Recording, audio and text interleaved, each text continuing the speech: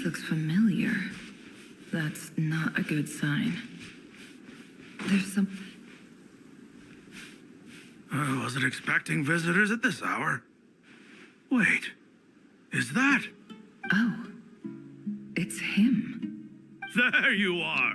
Sinue's been looking for you all day. I think he has some news for you. Oh, yeah? What were you doing just now, Uncle Retinue? Hiding away some more loose change? I know I saw some Mora. What do you mean, loose change? Oh, come on, I'm too old for this. Just pretend you saw nothing.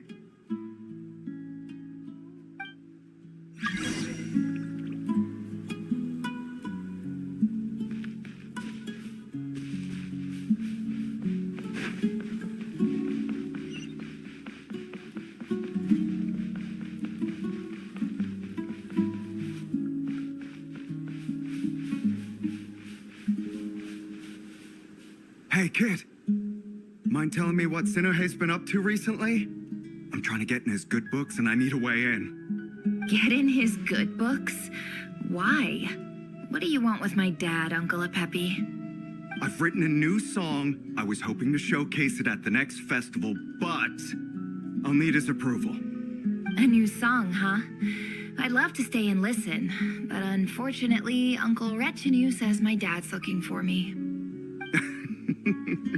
Well, there's plenty of time and I'm not going anywhere. See that pile of stones? I'll be sitting there warming up my vocal cords. Come find me when you're done. Pile of stones. Got it.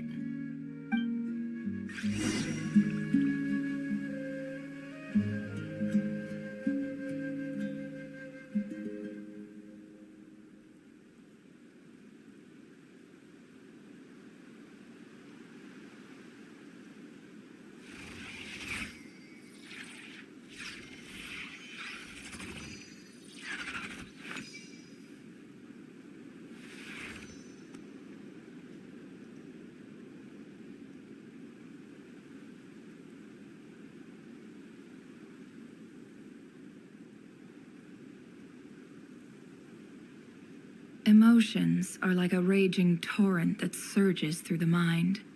More often than not, if you try to hold them back, you'll be swept away by their unstoppable force.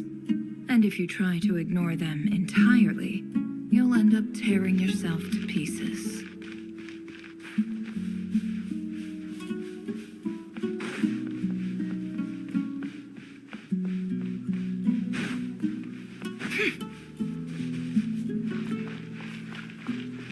Hi, Dad. Uncle Retinue said you were looking for me. Ah, there's my little princess. If you'd gotten back just a little sooner, you could have shared the spoils of war with me. Spoils of war? Who were you fighting against, Dad? It was just a figure of speech. The aftermath of a sandstorm is no time to be waging war. I was talking about our war against thirst. I went out to fix our water supply problem, and now I'm back. Which means... We have a well again. That's right. I found a new one and brought back as much water as I could carry. It should last us for a good while. If it wasn't for these blasted sandstorms, our wells wouldn't be caving in. You wouldn't be spending all your time out searching for new water sources. As the chief of our tribe, I'm supposed to be leading us out of hardship and poverty, onto better things. You know how prosperous our ancestors were. I've told you all the stories. And look at us now, squeezed into these hovels. No one would choose this, if it wasn't for the endless wars over the years. But things are looking up. I started working with some folks from the academia a few months back. They gave me some contacts in return for my assistance in the desert. So you're the academia's helper now? Special ambassador, they call it. Think of it as a partnership. It's nothing bad, okay? We've been isolated here in the desert for too long. Seeking opportunities elsewhere is the best thing for us, and the fastest way to progress. So, do you get anything good out of being a special ambassador? Of course. My luck's improving all the time. One day, I swear I'm gonna lead us out of this place. We'll find somewhere new. Somewhere better.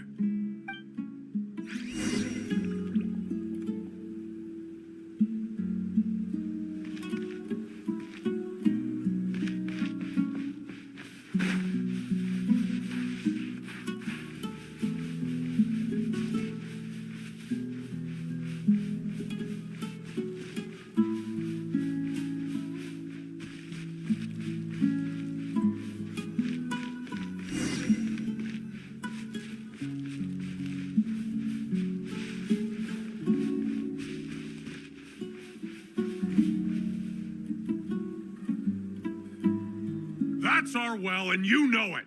You stole from us. Well, you've gone from chief to thief, and now you have to face the consequences. Did you really think you could take our water without permission and get away with it? You're either brave, stupid, or both. And that special ambassador act? Yeah, nice try. We spoke to the academia. They said it was all news to them. You're a liar and a cheat.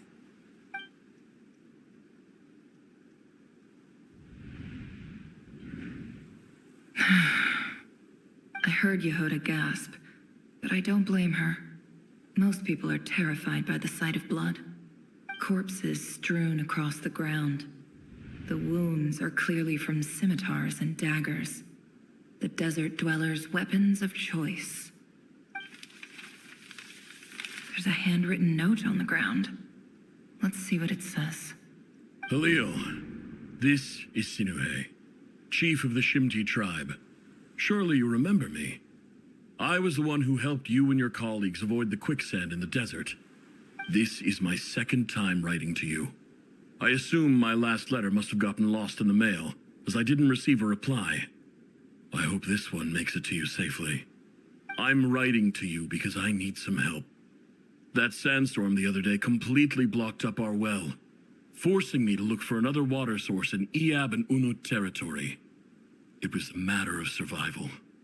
Praise the gods. The well of the Iab tribe was intact. It was my last resort. I drew what water I could and left, but not without being spotted. I fear they will retaliate. You told me to write to you if I ever needed help. You said you'd be my ally in the academia. I urgently need you to formally recognize my title of Special Ambassador and send some of your people to assist me for a few days. It's the only way I can convince them that this was the academia's decision and prevent them from retaliating. This is an emergency. Please send help as soon as possible. Looks like this letter never got sent. The writer died a grisly death, and the letter was trampled into the ground. It's badly defaced. Some parts are barely legible. What a ridiculous lie the surviving Shimti tell. Their whole village was butchered over a sip of water.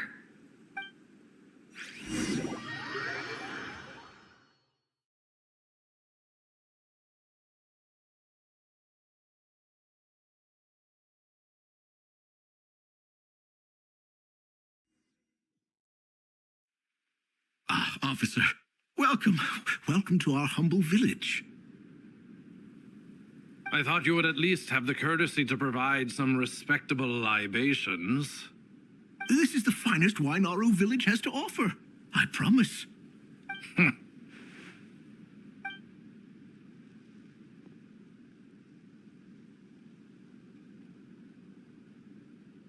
The Academia has agreed to reserve a single space for a candidate from your village. But I remain skeptical of this entire endeavor. I highly doubt anyone in this desert possesses serious academic potential. Please, have faith. If not in us, then in our God. The child we found shows great promise. I beg you, take her away from this place. Give her a chance. Don't let her talent go to waste. I don't recognize her. New arrival? She showed up here a few days ago and we took her in. She's a really bright kid. Please help. I'm begging you. So, where are you from? Nowhere special. Just a sand dune. What about the rest of your family? How many of you are there? Just the one. It's only you? Correct. So, no brothers, no sisters, no mother or father? Any who have slept on a bed of sand, I call my brothers and my sisters. Apart from that, I have no family. All right. Get over here. Sign your name on the form.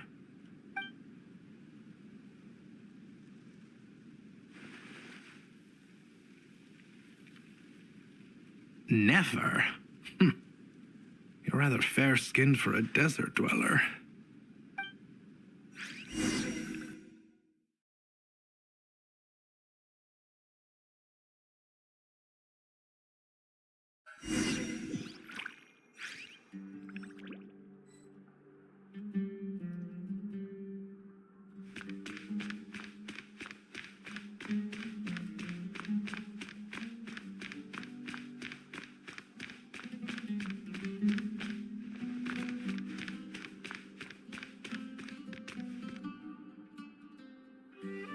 Nefer, this term's assignments have been issued already. Please read through the materials thoroughly, conduct your own additional research, and then write an essay on the topic. Yes, Professor, I'm aware. I just had a couple more questions I wanted to get your perspective on. Oh? Please ask away. Well, I saw the other students' problem sheets, and I couldn't help but notice that my assignment is much easier than theirs. Do you really think I'm a weak student? A weak student? Goodness, no. Quite the opposite. You have a sharp mind, almost too sharp. I think what you're saying is a weak student wouldn't have noticed the discrepancy. And if they did, they certainly wouldn't complain about the lighter workload. You see, sharp as they come. You see things the way they are, and I'm sure you know why they're like that. Because of where I come from. Because I'm different. I'm sorry, Nefer. I don't like it any more than you do. It's just... Anyway, you said you had a couple of questions. What's the other one? I wanted to check. If someone sent me a letter to the academia, where do I go to collect it? Ah, your family wrote to you. Well, as long as they put your name on the envelope, someone should hand it right to you. Not exactly. It's not even a recent letter. I was just curious where the mail would end up if no one collects it. The House of Dana, I expect. I know there's a box for unclaimed mail somewhere in there, probably sitting on a shelf. Whatever you're looking for, that'd be the place to start. Okay, got it. Thank you, Professor. Oh, don't mention it. Honestly, I feel like I failed you. I'm supposed to be your teacher, but I haven't taught you anything. Hey, don't say that. You're a great teacher, and you do your best for all your students. But the rules are the rules. You're not allowed to teach students like me. It's not just the academia either.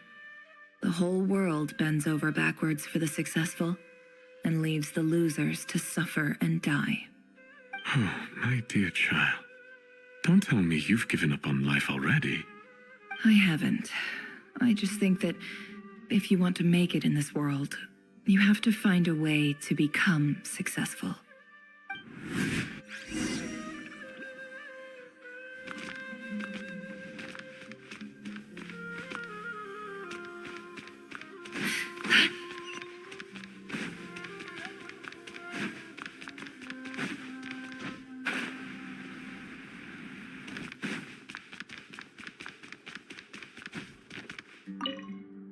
This must be it. A big cardboard box full of unclaimed mail. And probably some letters that ended up here by mistake, too. Let's take a look.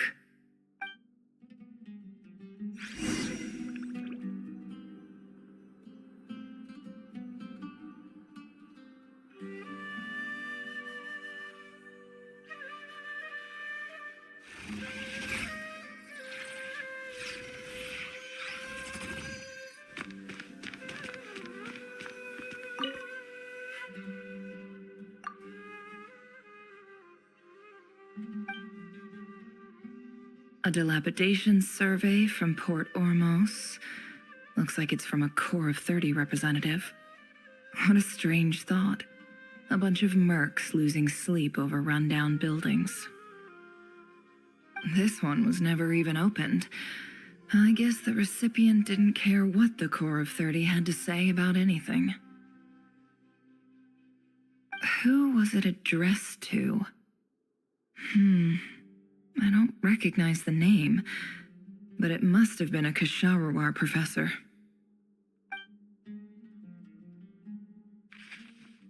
This one is addressed to the Amorta Sage. The title is Changes Observed in Satyavada Life Symptoms. Why do all these letters read like full-blown dissertations?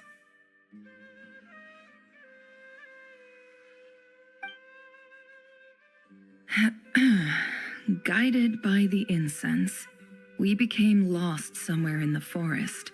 All the barriers between levels of consciousness disappeared as our minds soared around in circles, looking for a branch to seek refuge on. In clinical terms, these symptoms fit the description of incense poisoning.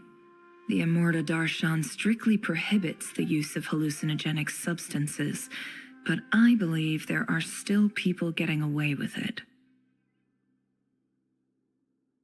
For example, my neighbor who always breaks out into song and dance after using incense. This seems like something the academia would want to know about. Why wasn't it collected? Wait, what's this written on the back? It's so small. The note says, "The sender authored this letter while under the influence of mushrooms. I would send it back, but no return address was provided. Stamped by the Grand Conservator of the House of Dana."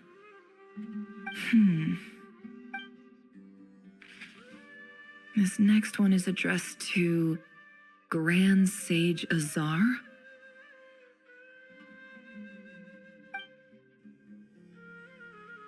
A few words of protest regarding recent changes in Sumeru's educational policy. In recent years, the academia has taken on a small number of students from the desert region, as per the policy to this effect. However, it appears to me that these students have not, in fact, been provided with educational opportunities that are, in any meaningful sense, equal to those enjoyed by their peers. As well as receiving dumbed-down assignments and perfunctory tutoring, they do not even have full access to the Akasha system. Education is the fundamental purpose of this institution, which should go without saying in a nation whose founding virtues are knowledge and wisdom. I ask you, is the lip service we pay to the policy of education for desert students truly the standard of pedagogy to which the academia aspires? As Grand Sage, policy decisions are your prerogative. But do not forget your roots. You and I were once students too, as was everyone else in this institution. I do hope you will give some serious attention to this matter. I encourage you to discuss issues like this with myself and others, and listen to some alternative opinions. Great letter. Shame it didn't get to where it needed to go. And the sender is... Sage Cyrus of Spontamod. I didn't realize anyone else even knew how bad students like me have it in this place. So this is where letters from the Sage of Spontamod end up? Nice one, Grand Sage. Really enlightened leadership. Whatever. This isn't what I came here for. Moving on. I'm not exactly holding out hope that a letter sent from the desert would even make it here. But if it did, where else would it end up if not in this box? I can't believe how much discarded mail there is. Must have been years since someone last went through it all. And this is just one box. The whole house of Dana is boxes on shelves.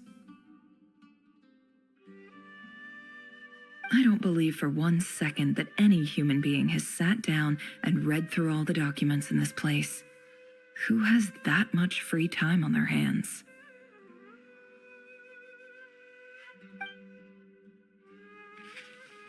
Wait, could this be it?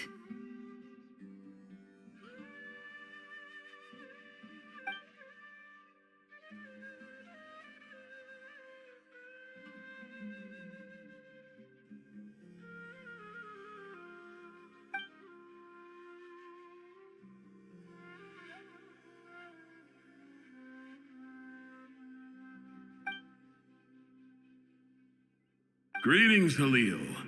My name is Sinue, chief of the Shimti tribe. I was the one who came to you and your colleague Zaid when you ran into trouble in the Great Red Sand. I don't know how well you remember it now, but I brought you to safety and gave you some water and other supplies. You seemed very pleased and told me your name. In my tribe, learning a person's true name is serious business, and I therefore see you all as friends. You were kind enough to leave your contact details so we could stay in touch. The Shimti tribe lives a harsh, nomadic existence in the desert. You were sympathetic towards my plight, promising to make me a special ambassador of the academia and help us find a way to make a better living. This brings me to my reason for writing. Our tribe has fallen on particularly hard times, and I would like to ask for your assistance. There was a terrible sandstorm a few days ago, which blocked up the well in our land. To ensure my people's survival, I had no choice but to venture into Iyab and Unut territory in search of an alternate water source. The Iyab and Unut are descended from the Thamudians, while we trace our ancestry to Tulatala. We worship the Lord of Flowers and have had relatively good relations with our fellow tribes up until now. I found a well belonging to the Iyab tribe. They declined to help us, but I really had no other option, so I took some water to keep me and my tribe alive. My actions are certain to incur their wrath. When we met, you assured me that you would be my ally in the academia. I would like to take you up on that offer, because I really need your help. I wonder if you could send an academia representative to meet with me. That aside, the last time you were here, you mentioned that the academia had started accepting students from the desert, and I told you a little about my daughter, Nefer. We have next to no resources here in the desert, and my power and influence are limited. Would you consider enrolling my daughter at the academia? She is a smart girl. I know she won't disappoint you. From the outset, the academia never took you seriously. Those things they promised were just empty words. I doubt they even remember the name Sinue. And you were so emphatic that your luck had finally changed for the better. You swore you'd lead us to a better place one day. You spoke with such conviction, like you were the most powerful chief in the whole desert. You liar. You lied about everything. You promised the world and delivered on none of it. And who fell for it? Just me, by the looks of it. Despite your best efforts. Which makes you a pathetic liar. You weren't even any good at it. I think I'll take over from here. Let me show you how it's done.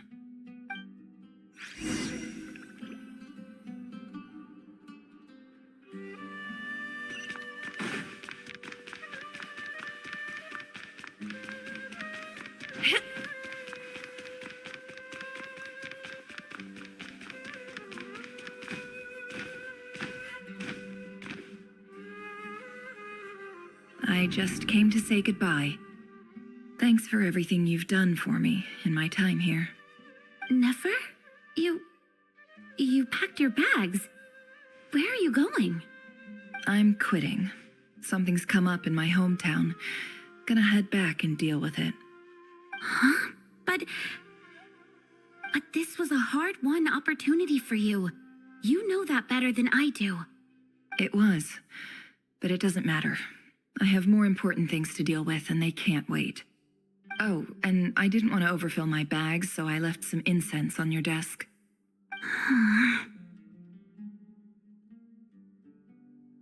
What's wrong?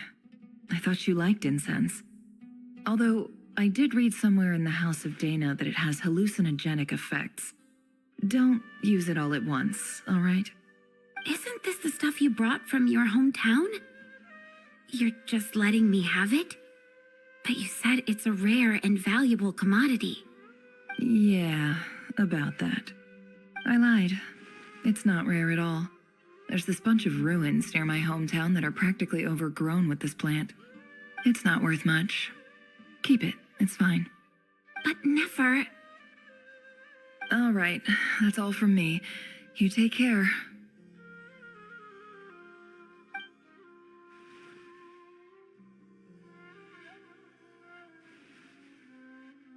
Don't forget me, okay? I mean, we're more than just classmates, right? We're friends.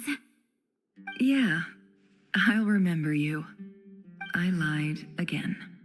That incense is worth a fortune, and it's a rare find even in those ruins. And as for remembering her, I have far too much to do when I get back. No time to reminisce. I'll be lucky if I even make it through this alive. But either way, I expect I'll forget you pretty quickly.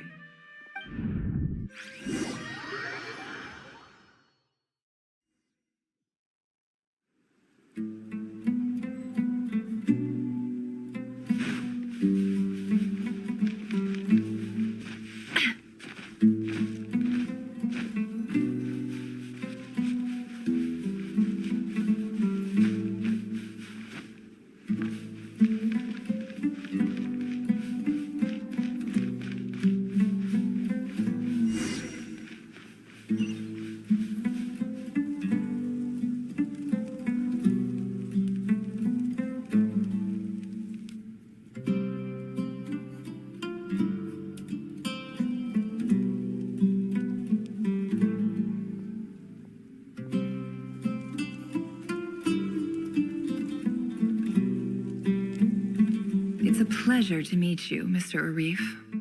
So, what does the Academia want? Since they've sent their special ambassador, I assume there's a big business deal to be made. If not, I'd be very disappointed. Please, sir, lower your blade. You're lucky I'm the one they sent.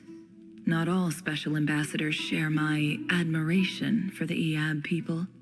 The ever-shifting balance of power in the desert reduced the once great civilizations of this region to rubble and sand. But the story of the Eab has a very different trajectory. Others grew weak, but you grew strong, beginning in obscurity and moving to prosperity. You're the only ones who defied the trend. Huh. So, you do know who you're dealing with? This well is the perfect symbol of your strength, is it not? It used to belong to the Unut, but it looks like you have control over it now. You're not wrong. But I'm sure you didn't come all this way just to flatter us. Of course not. I came to bring you some very good news. Some information that recently came to light, which might just be your ticket to freedom. Records uncovered by the Vahumana Darshan show that a certain well currently under Eab control is built on top of some ancient ruins. These ruins are of great archaeological interest to the Academia. I checked the map carefully on my way over here, and I'm confident that this is the well in question. The Academia is offering 50 million mora in return for excavation rights. 50 million? No, wait. If these ruins are as important as you say, 50 million's a little low, don't you think? Don't get greedy, Eab. We know far more than you think. We know that you seized this well by force. Wasn't that the first step in your rise to power? To drive away the Unut and steal their water supply? So what if it was?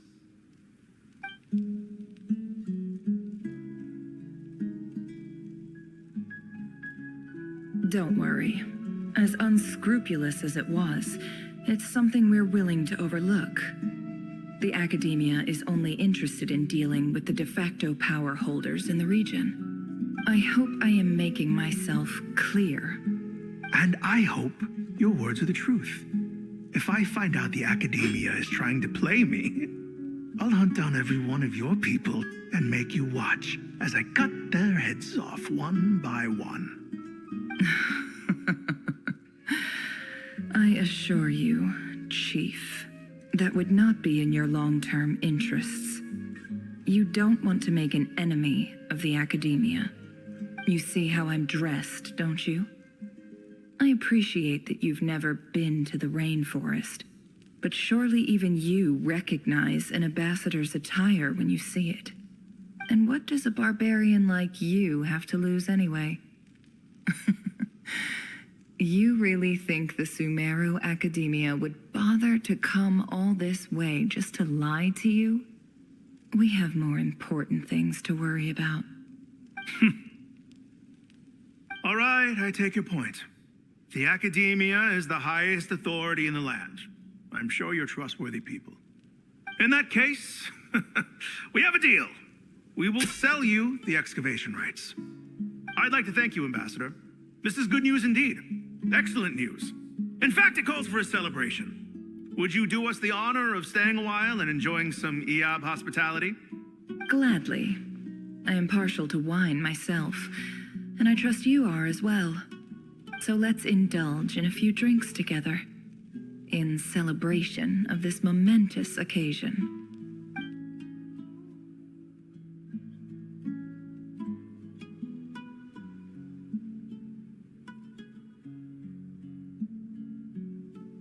Chief! Chief, it's an emergency! It's the Unut. They've taken the well. What? Well, don't just stand there. Take it back. Yes, Chief. I have every confidence in the Eab's military superiority, and yet... What is it? The Unut's response was alarmingly fast. The day after we reach a deal, they seize the well. This can't be a coincidence. Perhaps there is a traitor in your midst. I don't think so.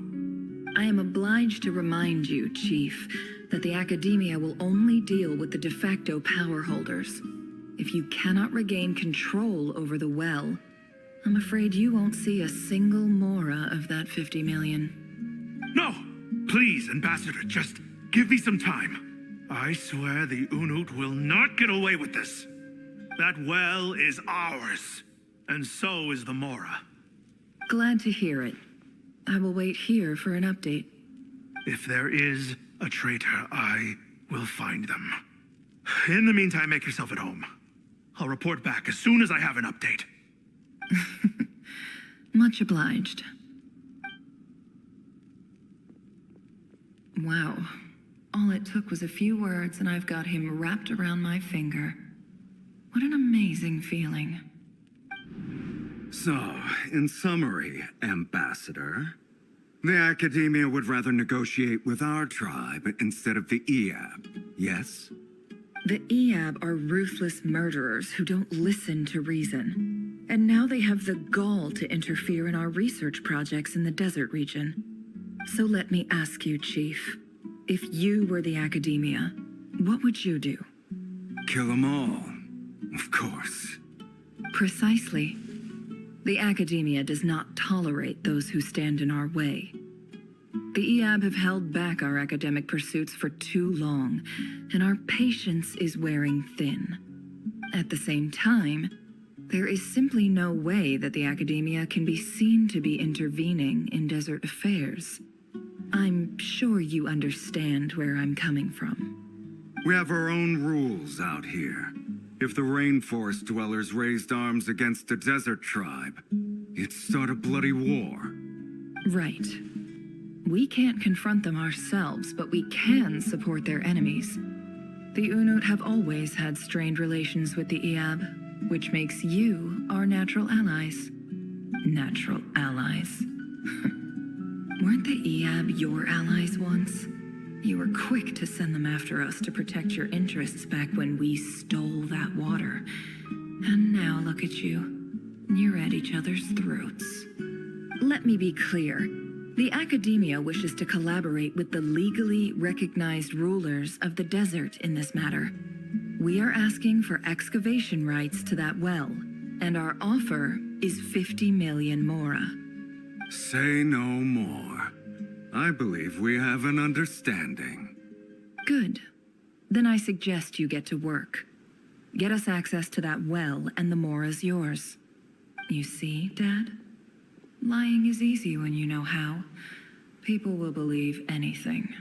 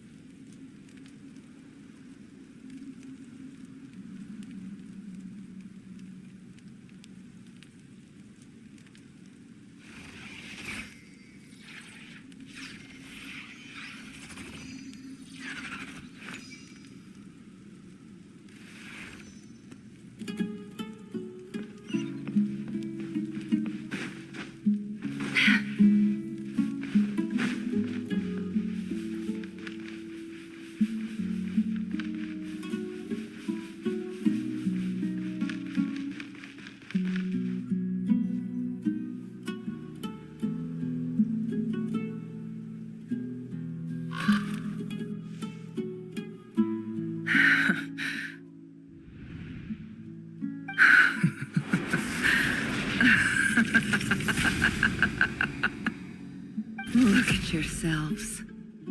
You may be vile, savage monsters, but your butchered bodies bleed like any others. You're no different. You're nothing special at all. The monsters who destroyed my home, they're just ordinary, petty human beings. What a joke. I think we're even now. Maybe I've even done the desert a favor. It's a better place without all these people around. Oh, Sinuhe, my gullible fool of a father. Perhaps if you'd been as ruthless as I was today, our tribespeople would still be alive. In this dog-eat-dog world, a chief needs to be tough to survive. But you couldn't do what had to be done. So I did it for you. Nefer, it's okay.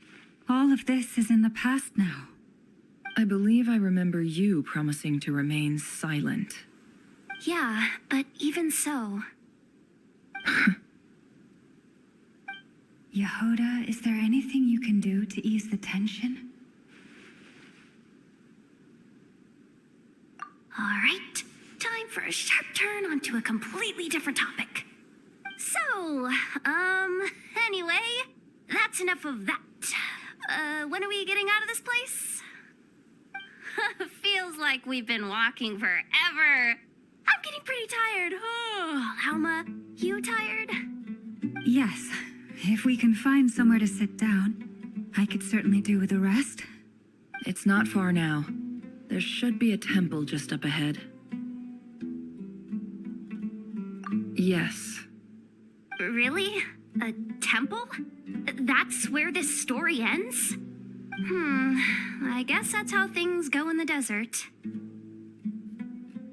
Desert dwellers can never escape their destiny.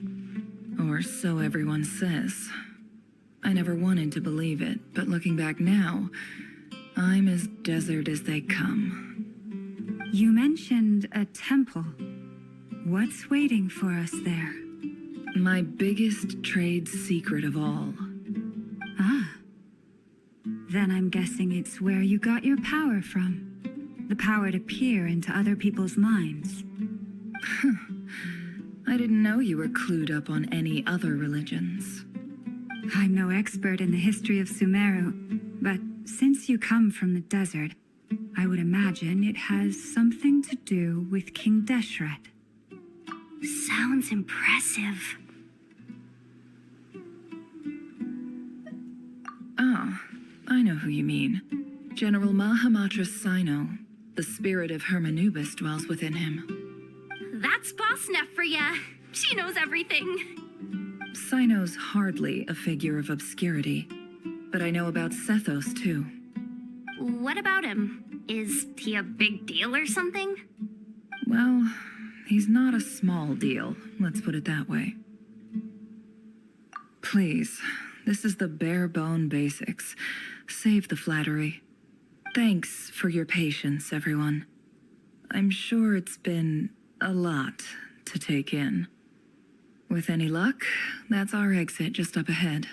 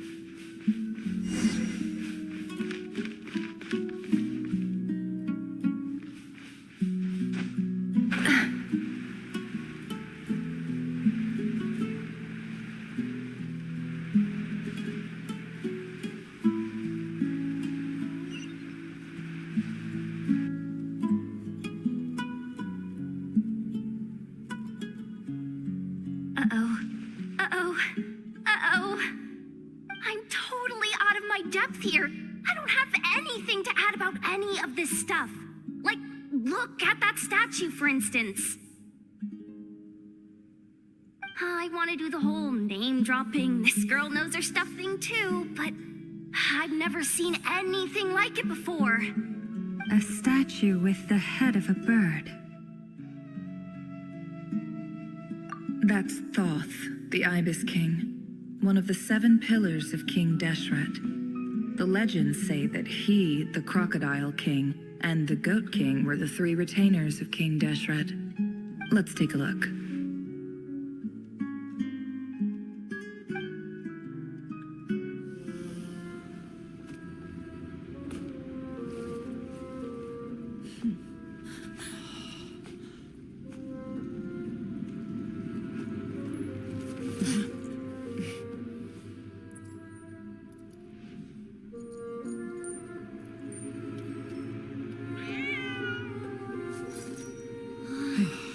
It's just Ashru.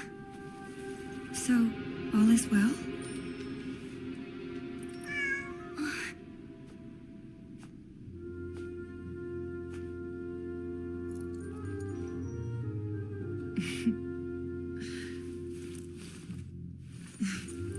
Typically speaking, at this point, the world disintegrates.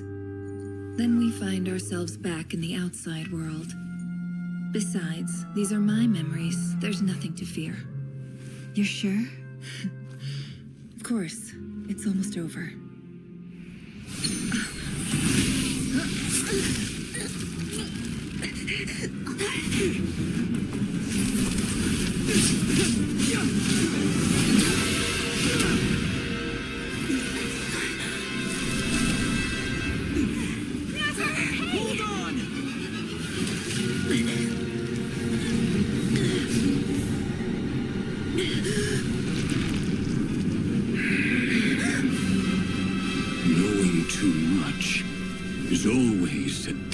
acquaintance. Speak for yourself.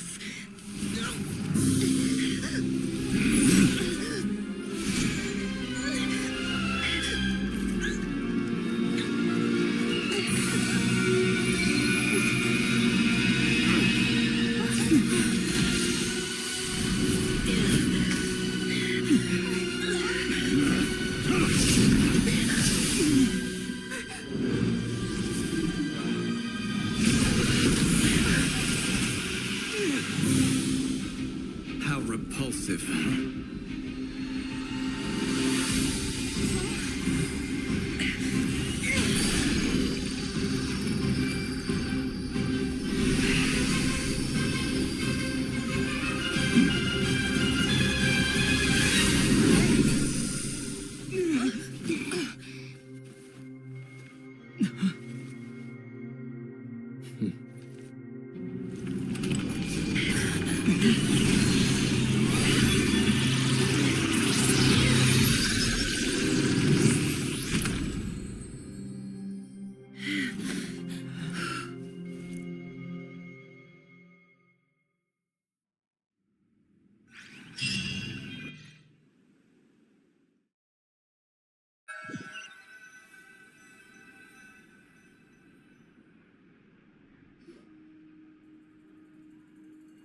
Timed that pretty well, didn't I?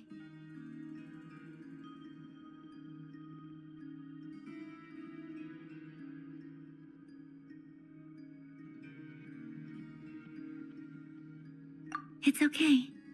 I'm just glad no one was hurt. Paimon noticed you doing something too, Dainsleif. Were you helping get them out? Of course. When I asked Nefer to conduct this investigation, I was not naive to the dangers involved. I had a duty to ensure your safety. Good to know your sense of justice is still intact after all these years. I take that to mean that you saw the truth. That comes as a great relief. I certainly did. And thanks to your help, I also managed to trap Rerir inside the chess set. Whoa, really? How'd you manage that? Well, to be honest, I sensed that something was wrong long before we made it to the temple. By using this fragment to probe into Rerir's past, well, the monster formerly known as Rerir, it seems I alerted him. I was tracking him, then he caught on and started tracking me too. Can't say I'm surprised. But how did he track you through your thoughts alone? That shouldn't be possible. Rerir was a secret agent who reported directly to the Vinster King. He is an expert at finding a trail and hunting down his pursuers. No wonder. He infiltrated the chess set, read my thoughts, and built a new virtual chess set inside of it. That's why we weren't able to leave at first. Speaking of your chess set, it's quite a remarkable item. Would I be right in thinking you have some connection to King Deshret?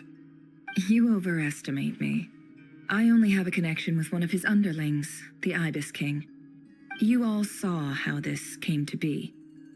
A long time ago, the Iab massacred my tribe, the Shimti, in our home village. A few years later, I enrolled in the academia, where some new information came to light. The Unut and the Iab fought a bitter battle over the rights to a well, all for the sake of a non-existent 50 million Mora. The Iab ultimately won that confrontation, but their victory came at the cost of almost every warrior in the tribe. The final blow to the Iab came at the victory feast, when an Unut assassin beheaded their chief right before my eyes. The remaining Iab fled and have been scattered to the winds ever since. Having gotten my revenge, I returned to my hometown, where to my surprise, the nearby temple was still standing. There it was, seemingly immune to the relentless hostility of the desert, while my tribal home lay in ruins. As I stood there gazing at the temple, I noticed a cat just outside. This cat, as it turned out, was home to the spirit of the Ibis King. He led me to a gate deep inside the temple, and there he made a deal with me. This chess set is my gift from the Ibis King. The chessboard within is made to the same specifications as the one in the mausoleum of King Deshret, and represents his power of piercing analysis. With this chessboard in its container, I gained a certain ability to perceive hidden secrets. Now, you could conclude that the Ibis King simply wanted to give the people of this world the power to seek the truth, but I don't believe that's the full story.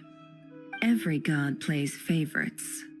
Their hearts are as fickle as any human's, full of secrets, perversions, egotistical tendencies. But precious few gods are willing to admit this. It is the same with all powerful forces, including fate itself. Their gaze falls preferentially upon a select few. As you rightly point out, this is an act of favoritism. If you're alluding to the Abyss, then yes, I agree. Gather the others. It's time to share everything I've learned.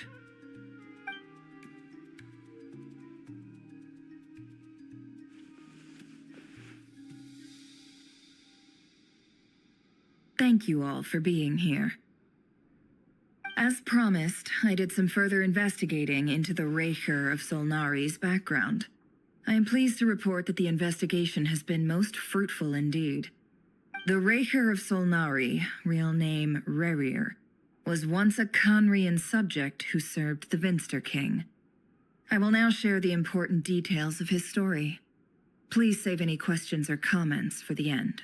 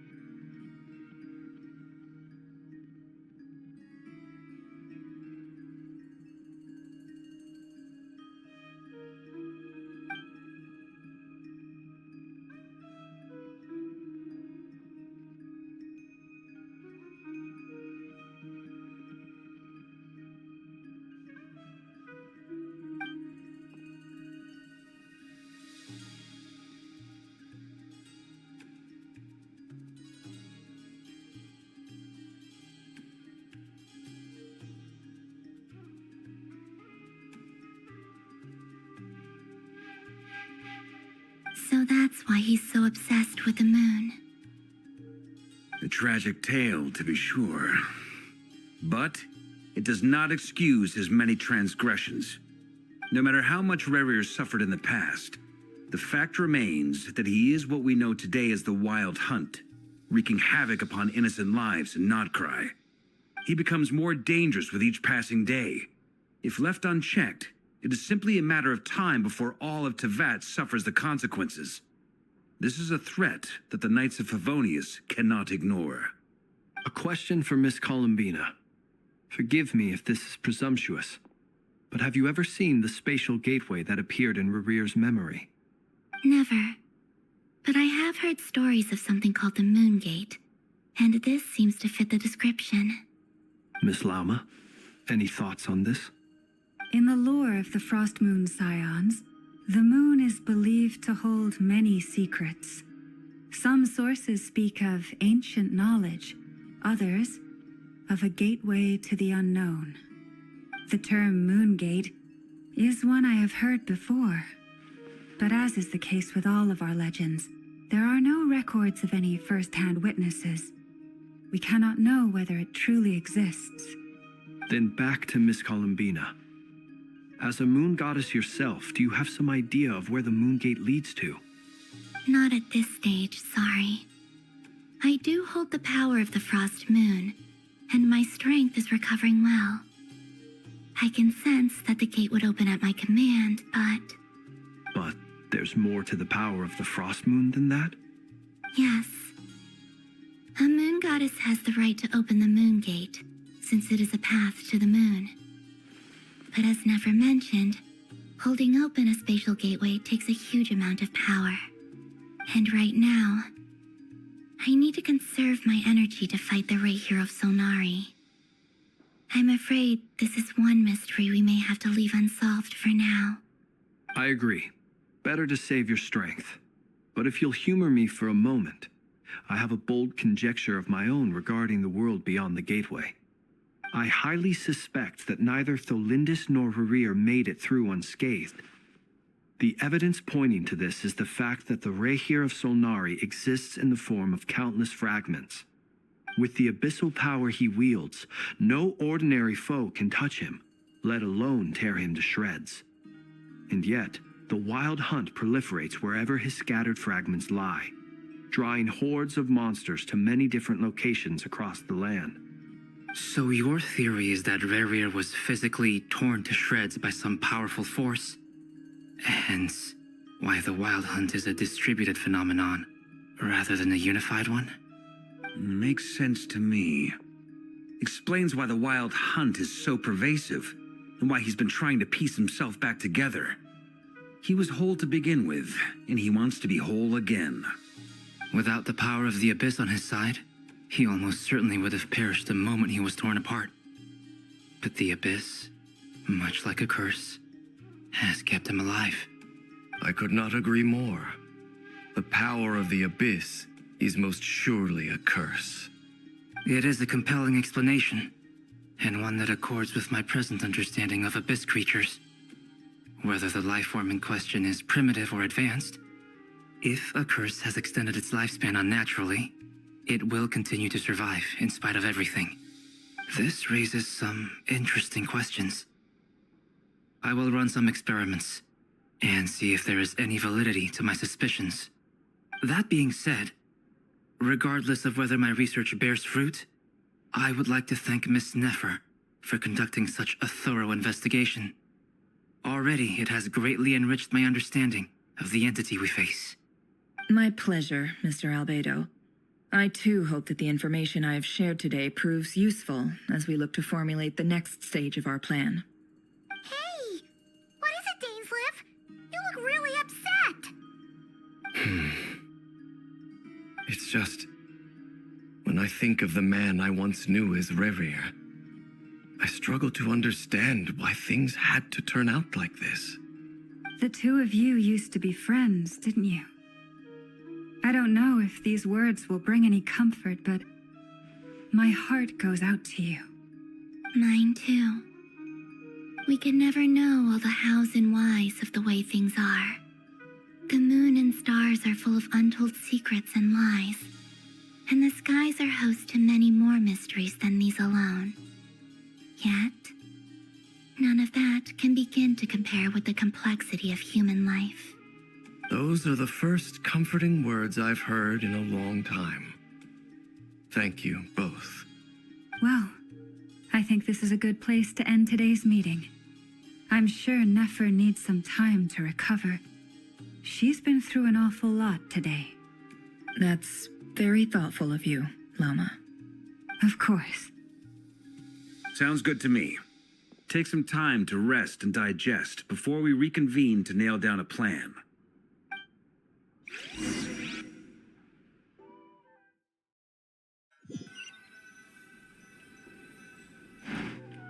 Hey, is this a bad time? Hope I didn't kill the conversation.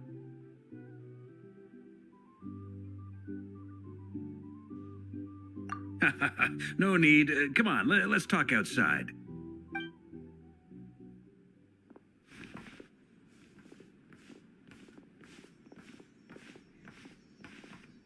Anyway, Nefer went back to the curatorium to get some rest. But before she left, she shared some things with me that I thought you should be aware of. Firstly, although she managed to trap the Raker of Solnari inside her chess set, there's no guarantee that the power of the Ibis King is any match for one of the 5 sinners. Their powers are beyond our comprehension. It's only a matter of time before he finds a way to break out. We have to come up with a plan and take care of him before that happens. Honestly, my mom figured that might be the case. So, how long have we got? Well, I asked her that same question. She talked for a long time, but for the most part, it seemed like she was trying to convince me how precious her chess set is. What a long and storied history it has. It felt like some kind of sales pitch, you know? The kind where you end up handing over Mora against your will.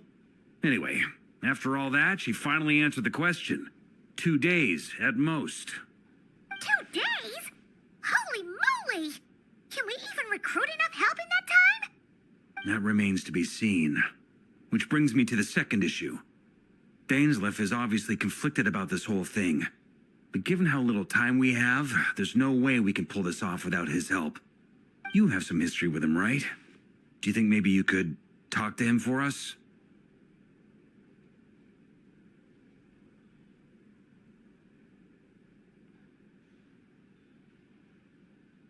Great. I appreciate it. All right, on to item 3.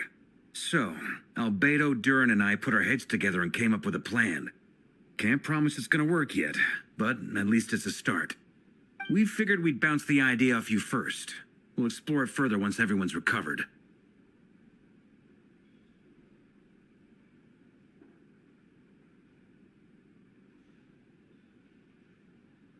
Oh, Paimon's dying to hear this. All right, so here's what we're thinking.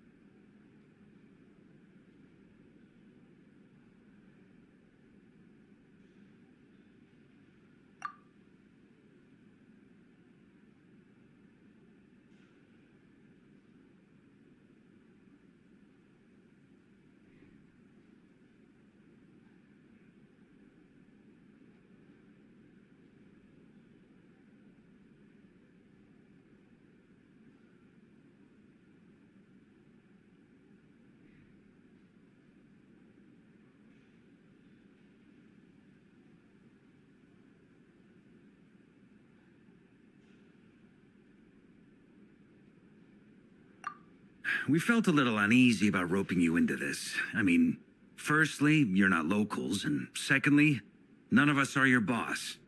You're well within your rights to refuse if you so choose. Roping us in? Why would you even say that? We know the stakes here.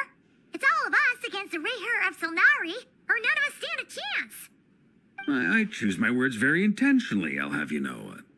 I like to think there's an art to striking a down-to-earth tone even when the stakes are through the roof. Sir Varka, I have a few thoughts about this plan. I'm all ears. I think we can be more flexible with how the roles are allocated. In my view, the most sensible lineup would be like this.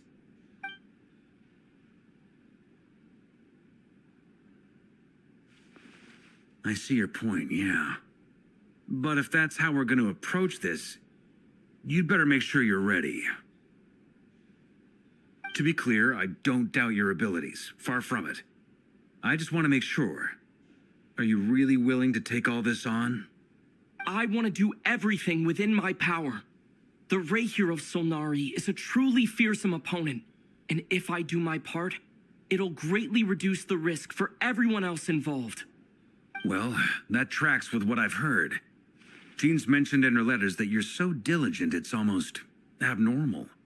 As in, most people weigh up the risks and rewards in situations like this. But you seem to just march towards danger without a moment's hesitation. Of course, everyone appreciates a fearless pioneer. But all that aside, I'm the Grand Master of the Knights of Favonius, and you're our honorary knight. I want to make sure your courage doesn't come at the expense of your safety. Thank you, Sir Varka. I should be the one thanking you. It means a lot to have you on board. I'll give some serious thought to your suggestions.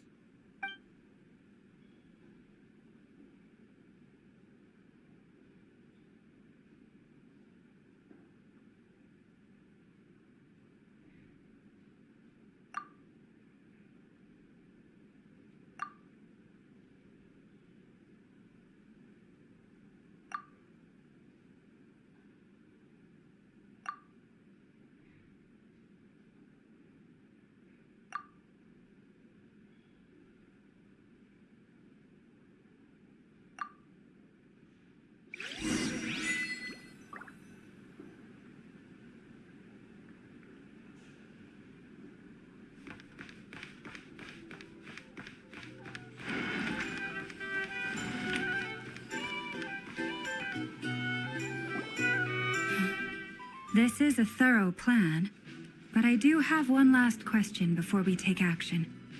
How can we be sure that our enemy won't leave the designated area? Great question. Albedo's been hard at work analyzing Rarer and the Wild Hunt's behavioral patterns. His conclusions are as follows. Firstly, from the earliest known confrontation until now, Rarer has never displayed any ability to manipulate the dimension of space. So it's unlikely he has any power in that domain. Secondly, he seems to have a particularly strong vendetta against our group. If we put him in a fight-or-flight situation, he'll choose to fight every time. Thirdly, finally, and most importantly, he is consumed by hatred, both for the moon and for his enemies. Turns out, we tick both of those boxes. We have a reincarnated moon in our ranks, and a spy who accessed his private memories without permission. He'll be baying for blood, not looking to escape. As someone who's had their fair share of interactions with the Wild Hunt, those all seem like valid observations to me. Understood. Then I will defer to the verdict of the group. Well, everyone, that's the plan in full detail. Albedo and Durin are carrying out their part as we speak. Plan approved. Scheduling.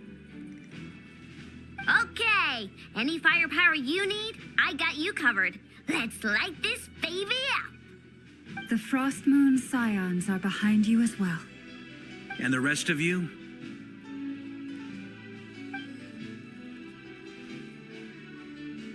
No objections? All right, then it's settled. This is the plan we're going with. Next up, an old tradition of mine. Anyone who wants to back out, now's your chance. Wait, we can still back out of this? Everyone says things they regret, right? I don't want anyone feeling trapped because their mouth said yes before their brain had time to think things through. A very people-first approach. I hear that's common practice in the Knights of Favonius. Heh. Who'd you hear it from? D-Luke? Shh. We don't use people's real names at work. This contact will be known only as Owl, please and thank you. This plan can only work if everyone does their part. Flint's and I will absolutely support it. We shall indeed. You'll be glad you accepted our help. Also, you are the last person I expected to see here, Miss Dory. It's not often I get called Dory in a work context. My peers usually call me Lord Sangamape. So, the longer your name, the higher your net worth. Is that the idea here? In that case, Mr. Flint's here must be worth a fortune. That's right, I know your full name. It's... The walls are thin here. I'd appreciate you keeping that a secret. Okay, fine. Ugh, I'm actually only here as a favor for someone else. Do you have any idea how much it would cost to hire me otherwise? Oh, does this mean someone out there actually has the power to boss Dory around? It most certainly does not. We have a long-standing and mutually beneficial business partnership. She's actually the mom of a friend of yours. Said mom supplied me with a great little trinket, but now that lady's ruined everything. If I don't start building a little goodwill now, my whole business in Notcry is gonna go down the drain. Okay. So what exactly is so special about this pendant? It's a lucky charm that a great mage made for me. We have a business relationship, and she was worried that something bad might happen to me. So, she wanted me to have something that can store power to protect myself with. I finally got it all fully charged up with Kovaki, and then never went and used it all up at once. Never lost so big in my life. You're right. It was all my fault. I didn't mean to drain all the Kuvaki in the pendant, but I'll make it up to you. You will? Well, in that case, how about you give me your chess set, and we call it even? I knew you'd say that. Well, it's yours if you want it. In fact, take it now, and I'll even throw in a free Raker of Solnari. Deal? You're putting me in a difficult position here. It's a very useful thing to have around, but I have a funny feeling it won't be around much longer. I guess we'll see in a couple of days. Looks like bankruptcy for me. Hey, don't be so pessimistic. See this through and you never know. You might find a new business opportunity on the other side.